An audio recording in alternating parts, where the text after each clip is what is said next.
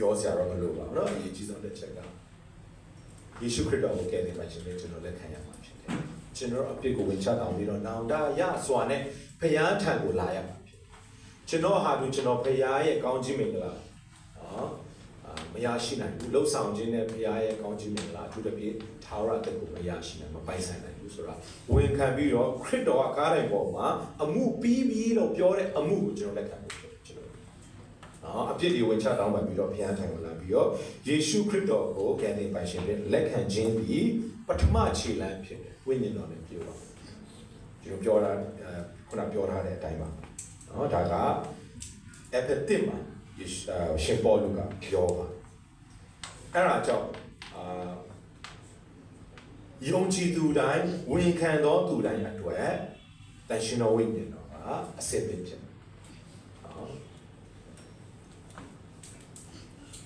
မိဘတွေအတွက်ပဲမဟုတ်ဘူးကလေးတွေအတွက်ပဲတစ်ဖက်ကနေလည်းကလေးတွေလည်းပေါ့နော်ကျွန်တော်လူငယ်တွေများတယ်ဆိုကိုယ့်ရဲ့မိဘကနော်ယုံကြည်သူမလို့ကိုယ်ကယုံကြည်သူမဟုတ်ပါနော်ကျမ်းစာကြောင်းတဲ့လို့ကိုယ်ကယုံကြည်သူမဟုတ်ပါကိုနိုင်ကဒီဖျားနဲ့ဆက်ဆံရေး relationship ရှိဖို့ဖြစ်တယ်အဲ့ဒါကပရမခြေလှမ်းက evangelism နော်ကိုဒီတည်င်းကောင်းကိုဟောပြောဖို့ဖြစ်တယ်ဒီတည်င်းကောင်းကိုကလက်ခံဖို့ဖြစ်တယ်အဲ့ဒါပရမခြေလှမ်းဒါပေမဲ့အများပြဿနာဒီနေ့မှာယုံကြည်သူတွေလည်းကျွန်တော်ယုံတယ်အဲ့ဒါကြောင့်အများပြဿနာဒီမှာယုံကြည်သူတွေအတွက်ကကြတော့တန်ရှင်တော်ဝိညာဉ်တော်နဲ့ပြေဝတ်လို့ဟိုကကျွန်တော်တန်ရှင်တော်ဝိညာဉ်တော်နေရာပေးဖို့ဖြစ်တယ်နော်တန်ရှင်တော်ဝိညာဉ်တော်ကျွန်တော်ကျင်းဝင်ပြီးနေရာယူပြီးဟုတ်တယ်ဒါပေမဲ့ကျွန်တော်တို့ကအိမ်လုံးမတ်လိုက်ဆိုအခန်းတွေခွဲထားတာဟုတ်တန်ရှင်တော်ဝိညာဉ်တော်အခန်းမှာပဲထားတယ်ဧည့်သည်တွေထားတယ်နော်မိဖို့ကြောင့်အိယာကနေမိုးဝင်ခန်းနေရာမပေးဘူးနော်အဲ့ဒါကကျွန်တော်တက်တလောနီ59မှာလည်းပြောဝိညာဉ်တော်ရဲ့အရှင်ကိုမငြိမ်းစေနဲ့နော်တန်ရှင်တော်ဝိညာဉ်တော်ကျွန်တော်ပိုင်ဆိုင်တဲ့ဝိညာဉ်တော်ဟာကျွန်တော်အသက်တာတစ်ခုလုံးကိုပြုတ်ပြင်ချင်တာဖြစ်တယ်တဏှာပဲမဟုတ်ဘူးနော်ငရဲကနေကောင်းကင်ကိုပဲရောက်ဖို့အတွက်သူရှိတာမဟုတ်ဘူးဒီလောကမှာကိုယ်နိုင်ကဖရားရဲ့နော်အစီအစဉ်တိုင်းဖရားရဲ့အလိုတော်တိုင်းရည်ရွယ်ချက်ရှိတဲ့အတိုင်းကိုယ့်ရဲ့အသက်တာကိုဘုရားသခင်ကတန်ရှင်တော်ဝင်တော်အဖြစ်အသုံးပြုချင်တာဖြစ်တယ်။တကိုးရှိစွာအမှုကြီးမားသောအရာတွေကျွန်တော်အဖြစ်လုပ်ချင်တာဖြစ်တယ်ဗျာ။အဲ့ဒီလုပ်နိုင်ဖို့အတွက်ကျွန်တော်တန်ရှင်တော်ဝိညာဉ်တော်နေရာပေးဖို့ဖြစ်တယ်။နော်။အခန်းထဲမှာလည်းကျွန်တော်တစ်ခါလေးပြောပြရတယ်။တန်ရှင်တော်ဝိညာဉ်တော်ကျွန်တော်ဘယ်လိုဆက်ဆံတယ်လဲဆိုရင်ဟိုတယ်မှာတဲတဲ့အချိန်မှာပေါ့နော်။ဒီ housekeeping ကျွန်တော်တို့နဲ့မတွေ့ဘူး။ကျွန်တော်ထွက်သွားတဲ့အချိန်မှာကျွန်တော်ရှုပ်ရှက်ပြီးတော့နော်ဘယ်လိုပြောမလဲကြိုက်တယ်လို့ထားခဲ့တဲ့အခန်းကသူကတန်ရှင်းဝင်ဖို့ပဲကျွန်တော်တန်ရှင်းတော့ဝင်လို့ချင်တာပြီးသူထွက်သွားမယ်ကျွန်တော်ပြန်ဝင်မယ်ပြီးကျွန်တော်ကပြန်ရှုပ်ပါမယ်အဲ့လိုကျွန်တော်ကတန်ရှင်းတော့ဝင်နေတာဖြစ်တယ်ဒါပေမဲ့သူနဲ့တော့တိုက်ရိုက်ကျွန်တော်တို့ကမတွေ့ချင်ဘူးအဲ့ဒါကြောင့်ပါလေနေ့တကူတော့မယ်ဆိုဆက်ကတဲ့ကိုရောကျွန်တော်ဒီနေ့မှဒီလိုဖြစ်ခဲ့ပါတယ်ပေါ့နော်စင်လေးမတောက်ဘူးလို့ဆက်ကတာတောက်မိတယ်မော်ရမတောက်မဆဲတော့ဘူးဒီလိုမကုန်နိုင်ဘူးပေါ့နော်အကုန်လုံးဒီပြဿနာတွေအမိုက်တွေကိုကျွန်တော်ဘုရားကိုအပ်တယ်။ဒါပေမဲ့ပါလေ January လ4ရက်နေ့မှာလွတ်လပ်ရင်းနေဆိုတော့လေအရင်လိုပဲပြန်ဖြစ်သွားတယ်။တနေ့လုံးအဲ့လိုဆက်နော်နေရပြီးနေ့တကူမှပြန်ပြီးတော့တန်ရှင်းဝင်ခိုင်းတယ်။နော်။ဘုရားကအဲ့လိုမျိုးတန်ရှင်းတော်ဝင်ရင်တော့ပြီးတာ။တန်ရှင်းတော်ဝင်ရင်တော့အိမ်ရှင်မလိုနေတယ်။နော်။ကျွန်တော်အမေကဒီအခုသူနေတဲ့အိမ်က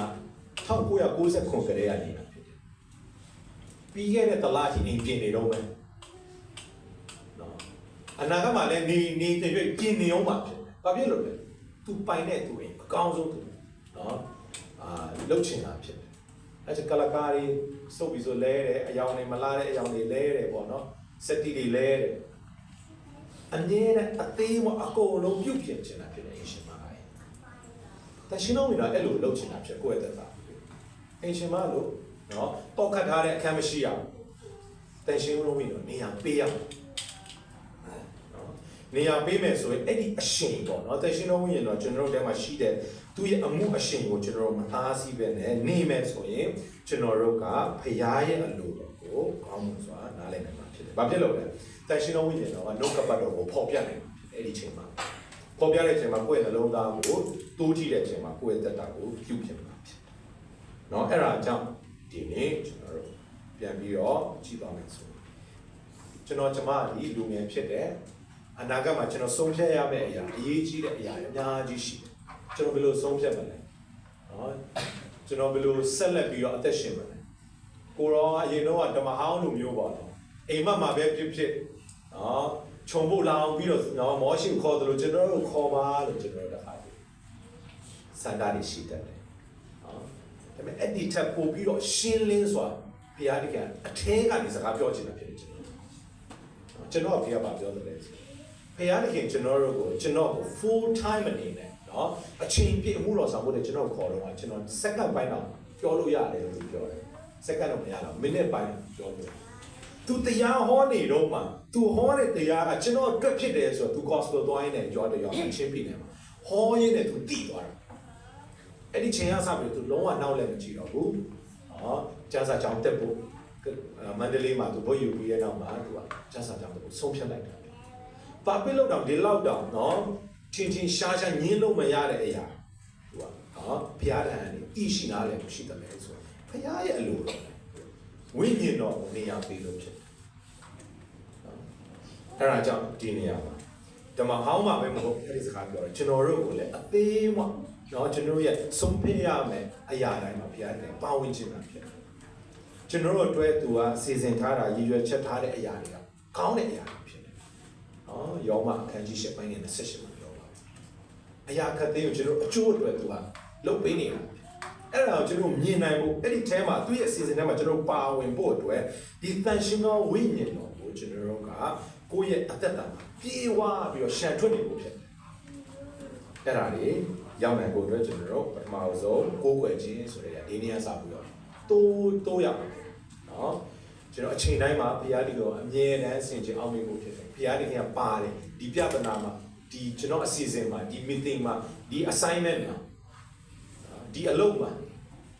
ဒီ relationship မှာအမြဲတမ်းဘုရားကပါတယ်ဆိုတာကျွန်တော်နော်အာယုံပြုတ်ပြီးတော့ဘုရားလိုတော့ဘာလဲဆိုတော့အမြဲတမ်းကျွန်တော်ရှာဖို့ဖြစ်ဒုတိယကချီးမွမ်းဖို့ဖြစ်တယ်တော့အခုချိန်ထိဘုရားဒီကျွန်တော်မဆာချီးမွမ်းဖို့ဖြစ်ကျမ်းစာထဲမှာကျွန်တော်တို့ဘုရားရဲ့ဖြစ်တည်ခြင်းကိုကြည့်ပြီးတော့ချီးမွမ်းလို့ဖြစ်ဘုရားရဲ့ချစ်ခြင်းမြတ်တာကားလိုက်အကြောင်းကျွန်တော်အမြဲတမ်းကိုနော်တတိပေးပြီးတော့ဘုရားအမြဲတမ်းချီးမွမ်းလို့ဖြစ်အဲ့ဒီလိုမျိုးလုပ်မယ်ဆိုရင်ကျွန်တော်တန်ရှင်တော်ဝိညာဉ်တော်အမှုကိုပို့ပြီးတော့မြင်ရမှာဖြစ်တယ်အဲ့ဒါကြောင့်ကျွန်တော်တို့ဒီလိုမျိုးပြောလိုက်ခြင်းမှာတချို့တွေရတယ်ပေါ့နော်ဆရာပြောလိုက်တော့လွယ်မဲ့ပုံဒါပေမဲ့မလွယ်ဘူးပေါ့နော်ပို့ပြီးတော့အားထုတ်ပြီးတော့စူးစမ်းပါလို့ပြောတာမဟုတ်ပါဘူးပို့ပြီးတော့တန်ရှင်တော်ဝိညာဉ်နေရာပေးလိုက်တန်ရှင်တော်ဝိညာဉ်တော်ဒီကျွန်တော်တို့ရှင်ယောဟန်အခန်းကြီး14:26မှာပြောတယ်ကူဖို့ helper တန်ရှင်တော်ဝိညာဉ်ကျွန်တော် helper ဆိုတာကျွန်တော်အားနေချက်နော်ကျွန်တော်မပြည့်စုံတဲ့နေရာမှာဖြည့်ဆည်းပေးဖို့အတွက်ပြန်ပေးတာအဲကြောင့်ကိုစဉ်းစားတဲ့အချိန်မှာတော့ကျွန်တော်ကဒီချီးမွမ်းခြင်းကိုးကွယ်ခြင်းမှာဘုရားရဲ့လိုတော့မသိရှိမလားလေဘူးအရန်ရှုပ်ထွေးနေသေးတယ်လို့ပြောတယ်ဆိုရင်စမ်းလို့တန်ရှင်တော်ဝိညာဉ်တော်ကိုညီတောင်းတန်ရှင်တော်ဝိညာဉ်လမ်းပြပါကျွန်တော်တို့ကိုကုညီမှာဖြစ်တယ်လိုအပ်တဲ့ခွန်အားပေးမှာဖြစ်တယ်အဲ့ဒါကြောင့်တန်ရှင်တော်ဝိညာဉ်တော်ကကျွန်တော်တို့ပြောင်းလဲကြတဲ့ကချစ်ချင်းဘုရားရဲ့သစိတ်ခတ်ပေးထားတယ်အဲ့ဒါကြောင့်တရားချင်းစီရဲ့တက်တာပဲဖြစ်ဖြစ်မိသားစုရဲ့နော်အနာဂတ်အတွက်ပဲဖြစ်ဖြစ်ဇင်းရောအသင်းတော်အတွက်ပဲဖြစ်ဖြစ်ကျွန်တော်တို့ဒီလိုမျိုးဖရားရဲ့အလိုတော်ကိုသိရှိနားလည်ဖို့အတွက်တန်ရှင်တော်ဝိညာဉ်တော်နဲ့ပြေဝပြီးတော့ဖရားကိုချီးမွမ်းပြီးတော့ကိုးကွယ်ပြီးအသက်ရှင်မယ်ဆိုရင်ကြီးမားသောကျွန်တော်တို့နော်တွေးတော်မတွေးရတဲ့အရာတွေဖရားသခင်ကကျွန်တော်ရဲ့မိသားစုပုဂ္ဂိုလ်အသင်းတော်အပြင်အမှုကြီးမားသောအရာတွေလုပ်မှာဖြစ်တယ်ဆိုပြီးတော့ကျွန်တော်ဒီလောက်နဲ့ပြန်ပြီးတော့မှာဖြစ်ပါတယ်အားလုံးကိုအရောက်စီတိုင်းဖရားသခင်ကောင်းချီးပေးပါစေအာမင်